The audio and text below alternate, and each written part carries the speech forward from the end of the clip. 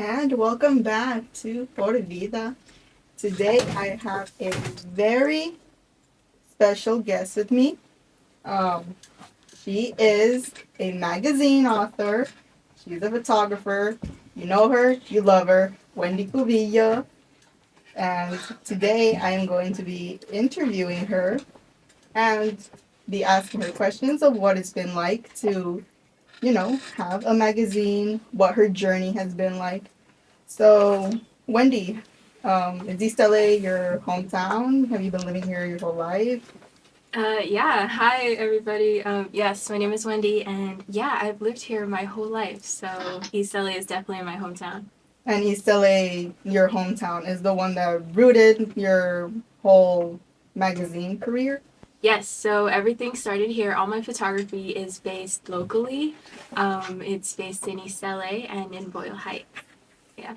And Wendy, I know that you were part of Las Fotos. What was that experience like? Did that help you start your magazine? Did it teach you anything? What was that like? Definitely. Las Fotos Project for me has been the number one helper in everything. They taught me everything I know, really. They've given me opportunities such as being able to shoot bands. Like I just did a concert with the Ford, so I was able to shoot the Ford Theater, and they also give us like hands-on opportunities such as shooting um, fashion brands such as Trixie. So I was able to do that. Yeah, so it's been the best thing ever. Aside from that, it's also hands-on photography classes. So it's definitely been the most helpful thing. How did your love for photography begin? That is actually a very interesting question. It began by talking to people. I realized that by talking to people, you could really get to know them. You can really get to know the story behind who they are, and photography really does capture that in every photo. It's a very interesting thing, and it's the way everything started. I saw that by doing that, you can capture that, and it was the best thing. And um, I was able to take pictures of people, and from there, I was able to talk to them, see who they are, and that made me discover that there's some really, really amazing people here in East LA and Boyle Heights. Yeah, East LA is full of culture. We have DJ Little Warrior who has been doing radio for a very long time. Woo! Yeah, that's part of it's part of what she's done. Brian, he's a rapper. Brian, we're all gonna be front row backstage at your concert. Heck, I better be. Yeah. And I think this is such a great collaboration to have different kinds of artists in here because, in a way, I have done photography. I do sports photography, and I've been interested in Las Fotos for a while. I have classmates and schoolmates who have done Las Fotos, and so their organization influences on their photographers and how they can make that into a career or how they can establish that into their lifestyle. So I think that it's very interesting that you, Wendy, carry yourself as somebody who has learned something from Las Fotos and actually made that happen because that's wonderful. And for Brian to have your art form, it is very creative. In any way, really, that is an art form. It is creative. And so I think that the best way to get recognized is to contribute to being acknowledgeable to the community. I know that sounded kind of like, oh, that's a question. Like, no, you should acknowledge that the community that you want to impact on your art on, because how do you guys see your community? Do you guys see your community as a muse?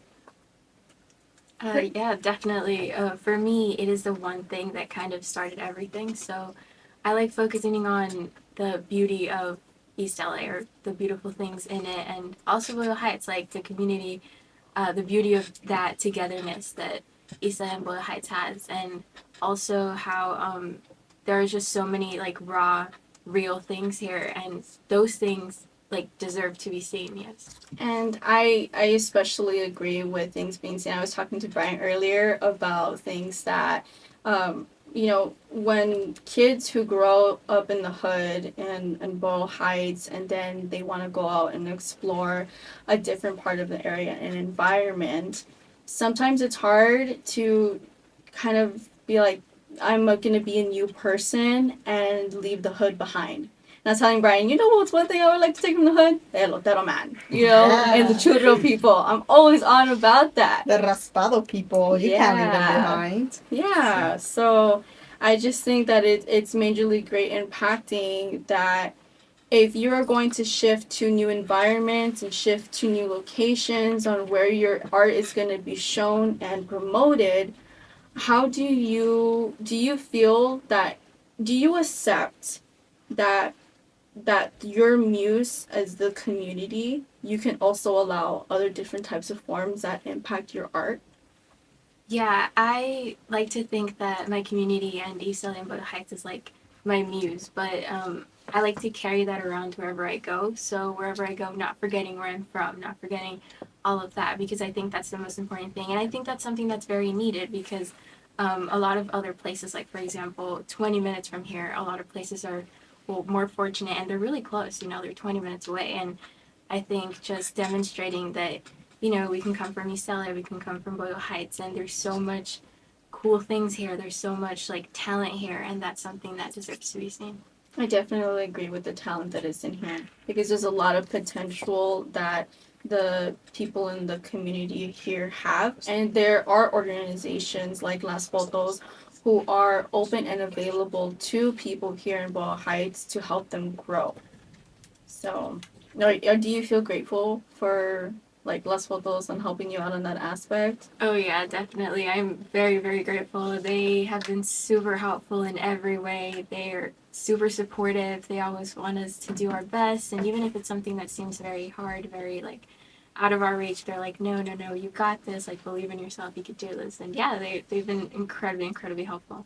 That's so amazing. I mean, when I released my first song in 2020, Wendy took pictures of it, and they came out so like beautifully aesthetic. And when she was gonna release her first magazine, she asked me if I could write an essay for it. And not even in my English class have I ever poured out my heart in an essay the way that I did for Wendy's magazine, because it's just that inspirational. Her magazine's all about the community, and there's a lot of artists here like Chique, who has his garden and who paints murals, who do a lot for the community.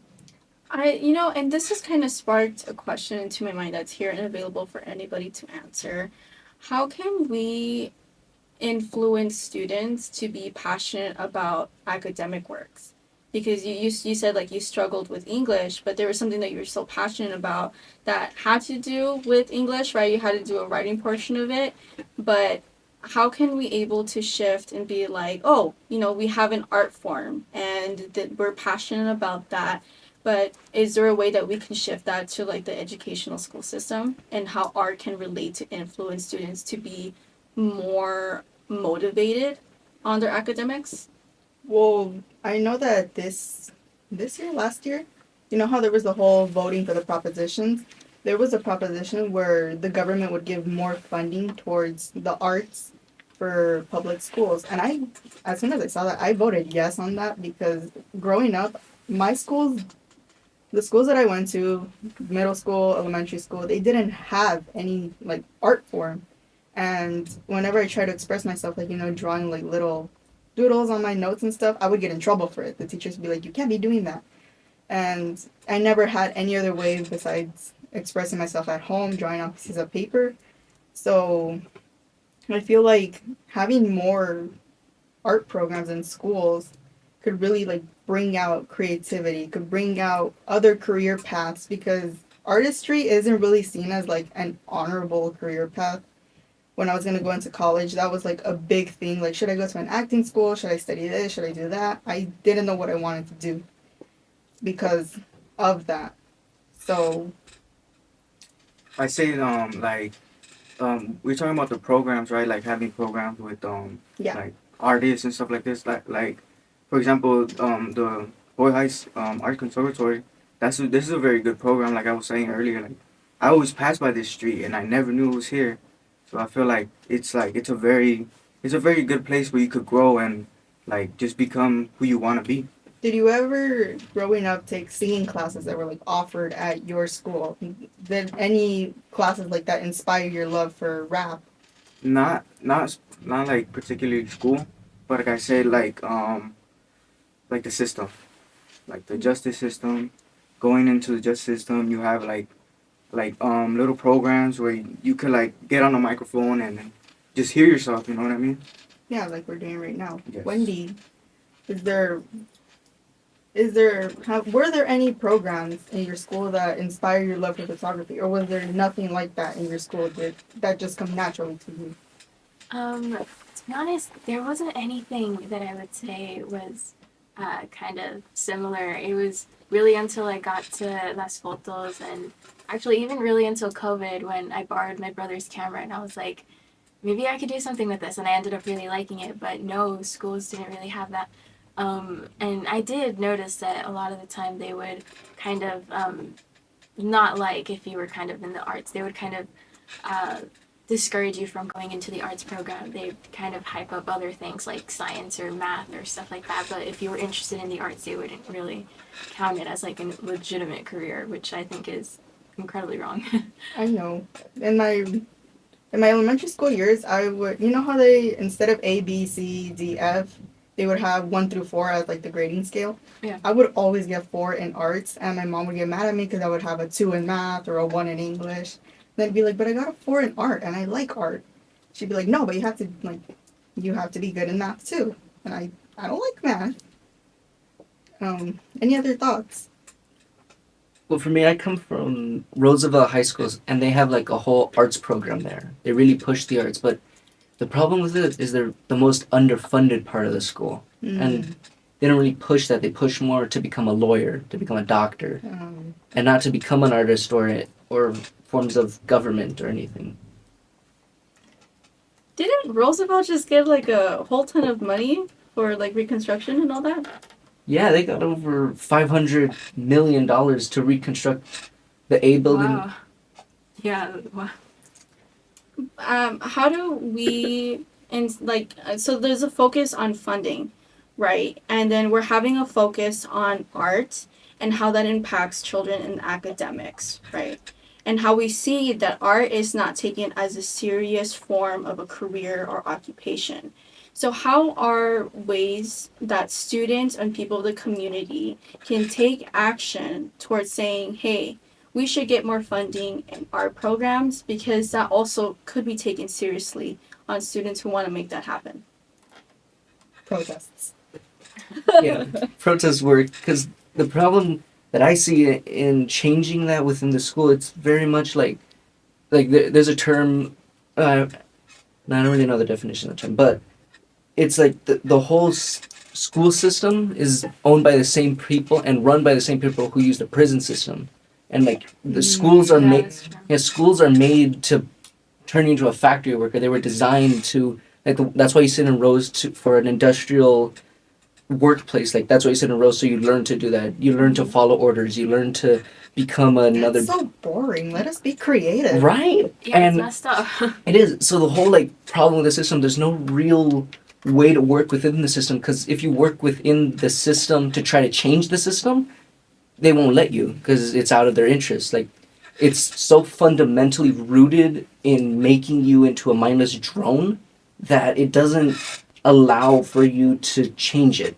So pretty much the only way you could change it is either by revolution, which the definition of revolution is like change really quickly, or to be able to go outside the system and make something completely different.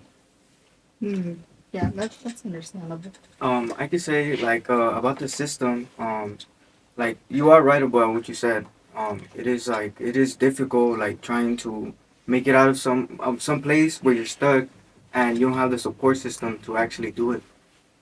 Yeah, and that's what happens a lot in schools. They are underfunded in the arts. I know I was in marching band in high school, and most of our instruments were just rusty. They were dirty. We wouldn't even get like new mouthpieces like for ourselves. We would share the ones that like people had years before, and that was gross. And we didn't have an art program. We never got to paint murals, and the walls of the classes were so barren. Like they didn't have any sort of artwork. It was just boring. And like Chica said, it's kind of like they're just trying to make you into mindless drones without any creativity. I think that with enough student council or unity, specifically, majorly focusing on student unity, is that we can make an impact on saying, hey, this is what we need as the youth because we are interested in this in our future.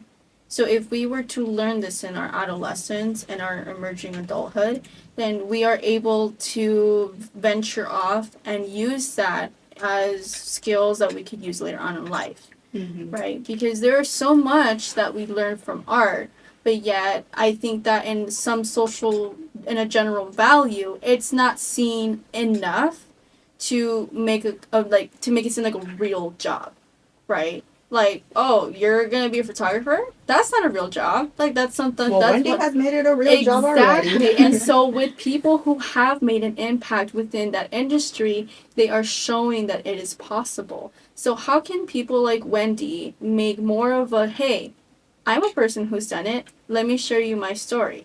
And therefore, that is what we're here, to promote people who have made it happen, to promote people who have a goal like Brian, and who have that motivation to go out there and grasp it and be like, hey, this is me.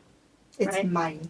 It's my dream. Yeah, like one of the goals that I have with the magazine is to uplift creatives that have come from like local areas or East LA, Boyle Heights, where we don't necessarily have the resources that other places do have. And that's the goal of the magazine, is just to have those voices that are very important and they're very amazing seen. And it is something that has definitely gotten me very upset over the years, is that yeah, we just don't have that much resources, that much like attention to us in that sense. And it's something that I think the system kind of just has all the time. But it's the reason why I kind of started the magazine. It's because one example that just came up to mind is that some of my friends, they're in bands, they're literally, they started their own record label, they have their own gear, all of that stuff. And that they did that because again, they come from East LA local areas, and they were doing their own thing. And I think that's the most impressive part, is just that when not given the resources, what we do is that we make it happen. And I think that's very empowering. Wendy, did you always want to start a magazine, or like before all this happened, were you like thinking about being like a lawyer or a doctor or a scientist or God knows what? The interesting part is I wanted to actually become a fashion designer ever since I was little. Oh, Yeah, and my major right now in college is fashion, but I like to connect it with the photography world. So I like to style things, and then, you know, also put that with like the model, and then have a photo shoot at the studio. And yeah, it's like one of my favorite things. Brian, what was something that you wanted to be before you came out onto this platform and said, hey, I want to be that? To be honest, I really didn't have a goal. I was thinking about being a therapist in the juvenile halls. That was my main goal. That's what I was going to school for. But then I changed my path because I don't know, like I feel like a lot of youth don't take the advantages that the government does give you. You know what I mean? Like we see it as like, oh, it's a blessing, but it's a curse at the same time because you're still on probation and you still have to go to your therapy and do this and all that just to like end up in the same courthouse and talking to the same judge. well, before I decided to even audition for my first Netflix film, I wanted to. What did I want to do? I wanted to. I wanted to be a writer, and then after that, someone told me that's not a real career. So I was like, okay, I'll probably be a nurse, and I came to realize very late that I am very, very queasy. Like I can't look at blood for the life of me. I will pass out. So after that, I was like, well, I don't know what I want to do. And internally, I've always wanted to act. I've always wanted to sing. I love musical theater. I love Hamilton. I love all of that. And, you know, I wasn't going to let anybody crush my dreams.